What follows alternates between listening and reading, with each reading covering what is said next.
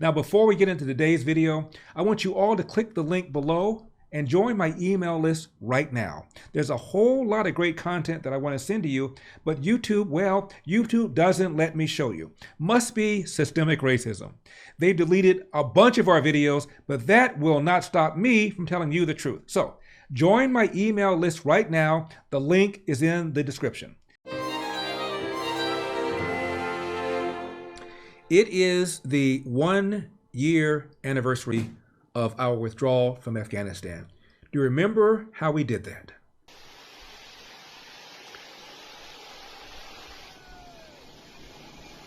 And this no doubt encouraged Putin to go into Ukraine.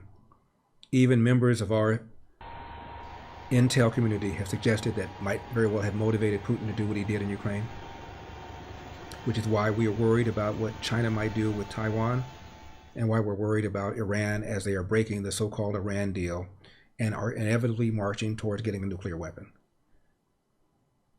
Our promise was we will not leave until the Afghan military and government can stand up. And of course, they collapsed right away. Joe Biden announced a year ago our intention to withdraw from Afghanistan. After consulting closely with our allies and partners, with our military leaders and intelligence personnel, with our diplomats, and our development experts, with the Congress and the Vice President, as well as with Mr. Ghani and many others around the world, I've concluded that it's time to end America's longest war. It's time for American troops to come home. And during the press conference, he was asked, but Mr. President, do you think they'll be able to stand up on their own without us? Mr. President, do you trust the Taliban, Mr. President?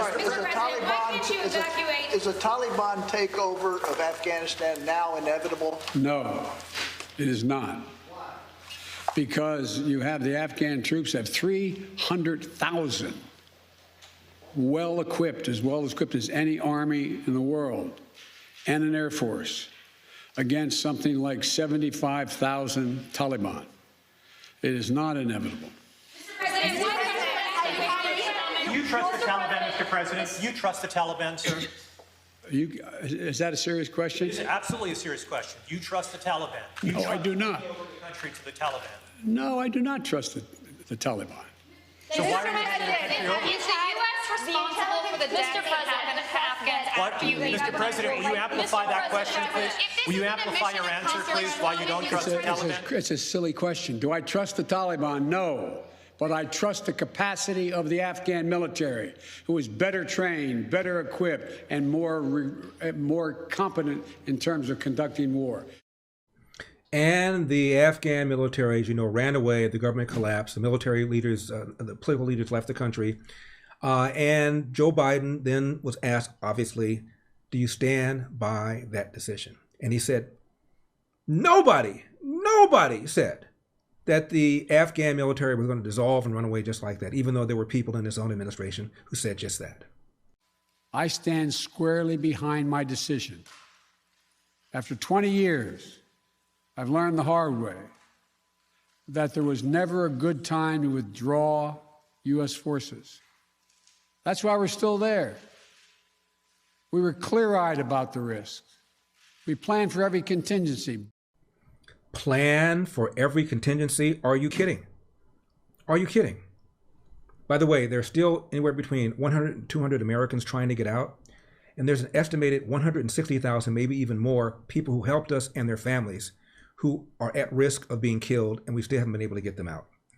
Biden said nobody anticipated the collapse of the Afghan military. Nobody in the intel community anticipated the rapid collapse. Really? Back in July, you said a Taliban takeover was highly unlikely. Was the intelligence wrong, or did you downplay it? There was no consensus. If you go back and look at the intelligence reports, they said that it was more likely to be sometime by the end of the year. You didn't put a timeline out when you said it was highly unlikely. You just said flat out it's highly unlikely the Taliban would take over. Yeah.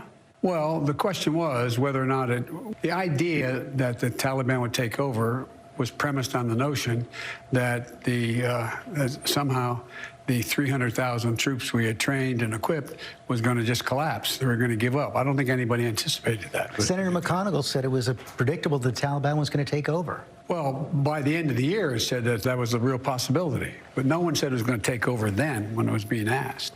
By the way, why is it okay if it happens at the end of the year? Oh, people might have said at the end of the year, in which case, fine. Why is that fine? Even if it was just the end of the year. And many people, by the way, said they were going to collapse right away, which they did. And Biden's defense is, well, people said at the end of the year. So at the end of the year, having women be suppressed, having people butchered, having those who helped us murdered, that's okay, as long as it doesn't happen right away. At the end of the year, I can handle that. Really? Let's play that one more time. Let's hear his answer. Well, Put a timeline out when you said it was highly unlikely. You just said flat out it's highly unlikely the Taliban would take over. You sure did. Flat out, he said, no, it's not inevitable. It's not inevitable. We just played that. Yeah.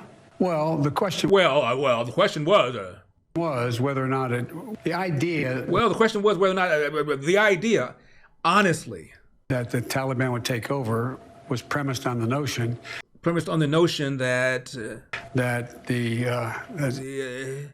Somehow the 300,000 troops we had trained and equipped was going to just collapse. Somehow it was premised on the notion that, what the hell did he just now say?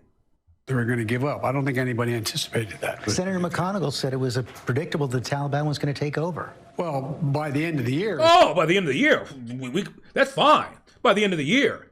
Women being slaughtered, those who helped us being slaughtered by the end of the year, that's okay. But nobody said it'd be right away, even though they did. Said that was a real possibility. But no one said it was going to take over then when it was being asked. Nobody said they were going to take over then when it was being asked. Now think about what he just now said. First of all, there were people in his administration that said that. But assuming there weren't any, what does that say about our intel? What does that say about our ability to figure out what the hell's going on? How does that make our enemies fear us and our friends respect us? Nobody thought the army was going to melt away the way they did. Nobody thought the government was going to collapse. Nobody thought that? Nobody? Now, there is a army investigation, and they did fault Biden. The chaotic and deadly U.S. evacuation from Afghanistan stunned Americans and the world and cost the lives of 13 U.S. soldiers. Now a damning new report blames the Biden administration for being slow to evacuate. We planned every contingency, Biden just now said. We played you that.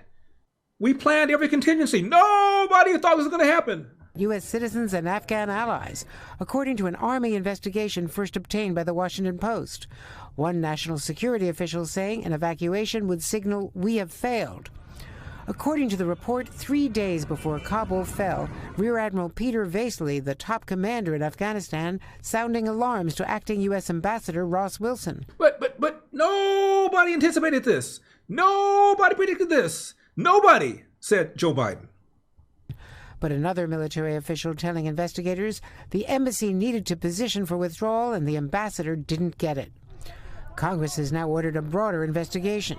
When did the State Department start to increase the processing of those who are seeking to immigrate to the United States? Was there anyone in the White House who was holding up the processing by sending the signal saying, don't wrap this up or ramp it up? The report also citing testimony from an Army officer who went door to door at the U.S. Embassy on August 15th. Went door to door at the U.S. Embassy warning people. And by the way, we left, $80 billion worth of equipment in the hands of the Taliban? Really?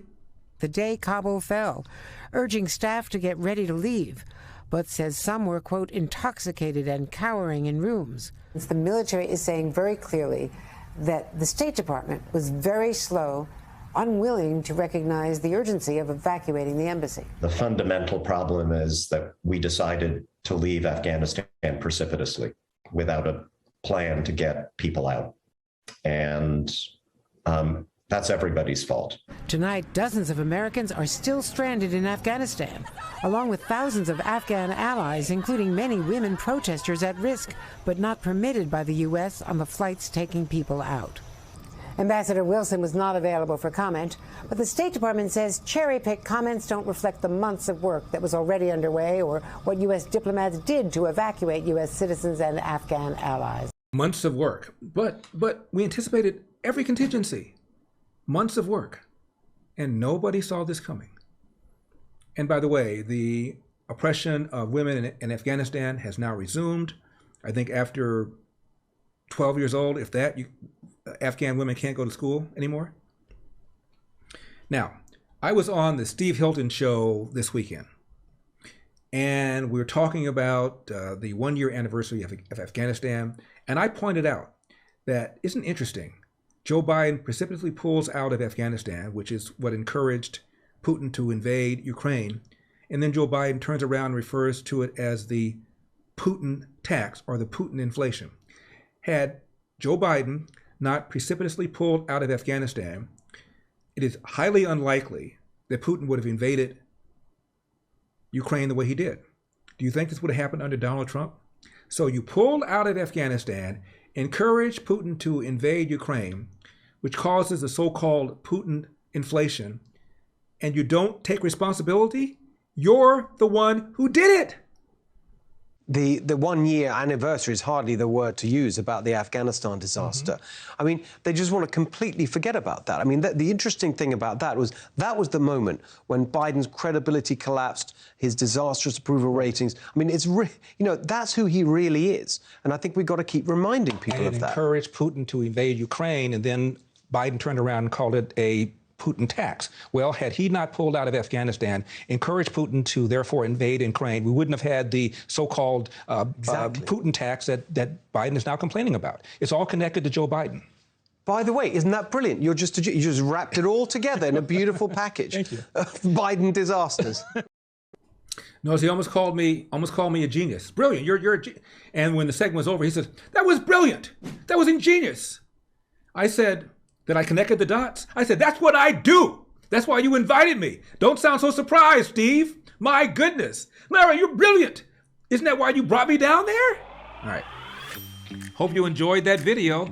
The full show is available to watch right now on Epoch TV. Just click the link in the description below to learn more, because we've got a country to save.